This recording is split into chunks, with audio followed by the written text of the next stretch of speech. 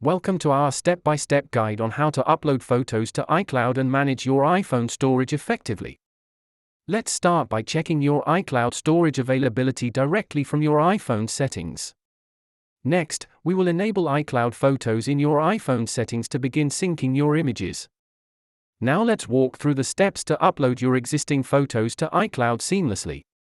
It's essential to understand how optimized storage can help save space on your device while keeping your photos safe.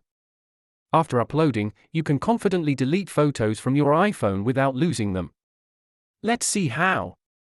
To ensure everything uploaded correctly, we'll check the status of your photos in iCloud. If you face any issues during the upload process, here are some common troubleshooting tips. Here are some effective tips to help you manage your iCloud photo library with ease. Let's recap the steps we've covered today to ensure your photo storage is streamlined and efficient.